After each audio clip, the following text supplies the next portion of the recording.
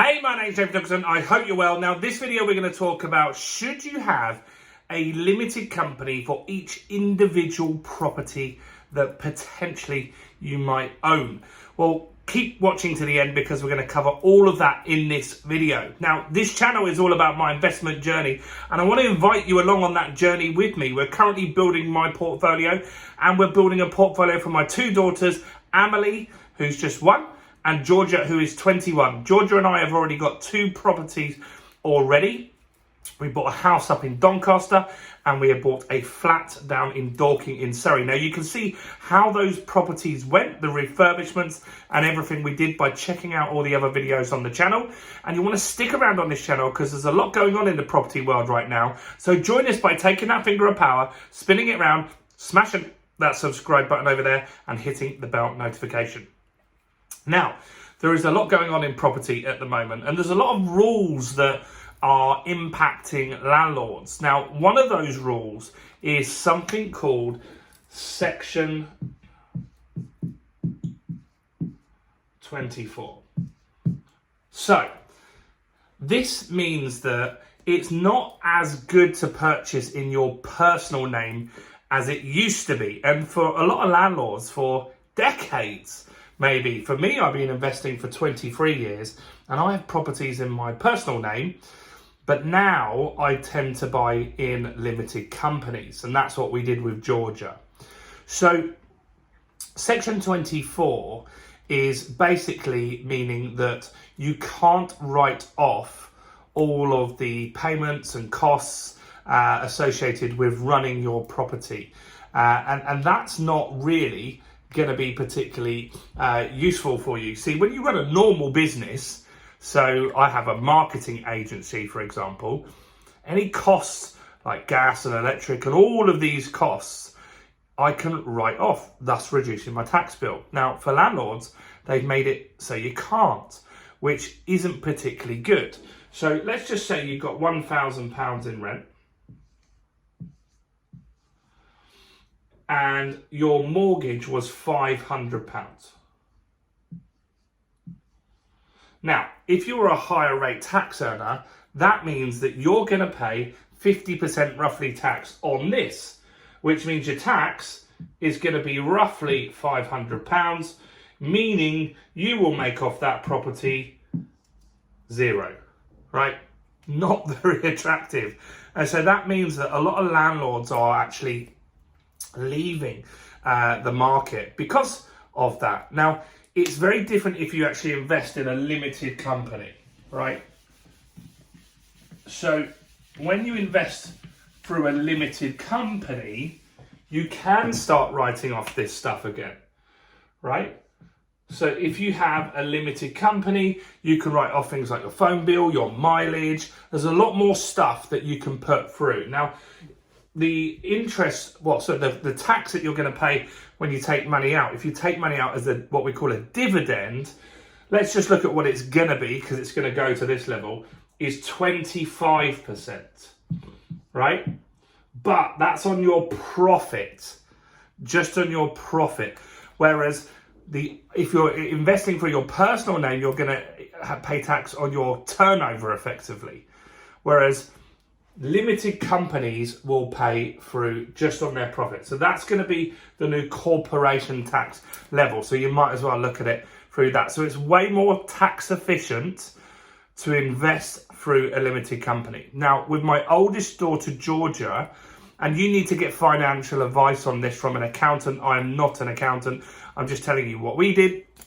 So with my older daughter, Georgia, we have 2 properties. We have a company, and that company, we are both directors of that company because she's 21.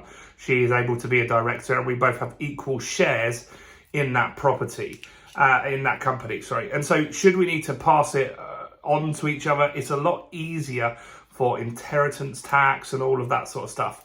It makes life a lot easier to run it for a company.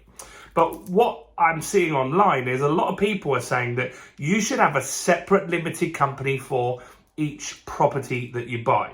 So why might you want to do that? Well, what that does is it reduces risk. So it's going to reduce the risk. So each property that you have has an element of risk, doesn't it? Right?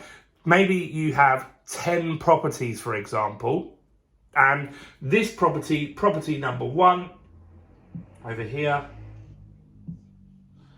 has so many problems with it. Has bad tenants, it gets like totally trashed.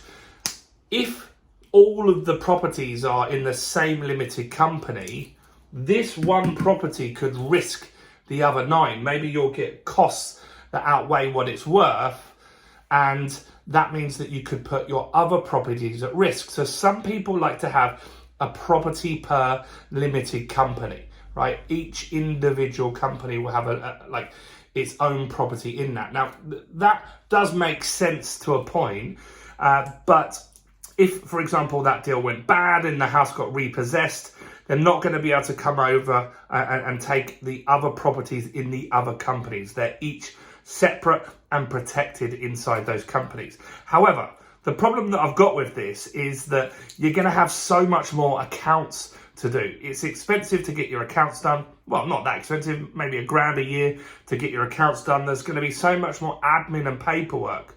So what you could look to do is maybe put them in batches, couldn't you? And so you could put 10 in one company, 10 in another company, and 10 in another company, rather than just doing individual ones in each limited company. Because imagine you built a portfolio up of 100 properties. That means you've got 100 sets of accounts to do each year, which is about 100 grand. Whereas if they were all in one company, you'd only pay £1,000 to do those accounts for the year.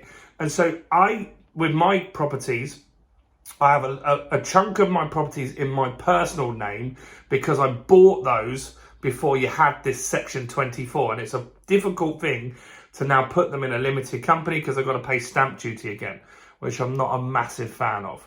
And so I keep those in my personal name for now. They've got small mortgages, so they work still.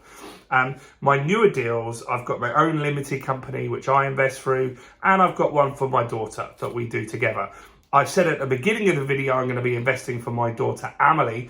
That's not started yet, but what we'll do for that is we'll have a separate limited company for her. She's only a baby, she can't be a director, so we'll have a special type of share that she can have, and we can transfer that. And when she's older, she can become a director of that limited company. So should you reduce the risk? Yes. Potentially, that is a smart thing to do. If you start getting a number of properties, maybe you want to split that into 2 limited companies, but I really don't see the benefits of having a property in each limited company. I just think that that's too much admin to do, but maybe you think that's the right thing to do. There's no right or wrong answer on this. I'm just saying what I've done with my experience and what I think would work for you guys as well. Do give me a quick like on this video if you're finding this video interesting and our content on the channel interesting. Do check out all the other content that we've got.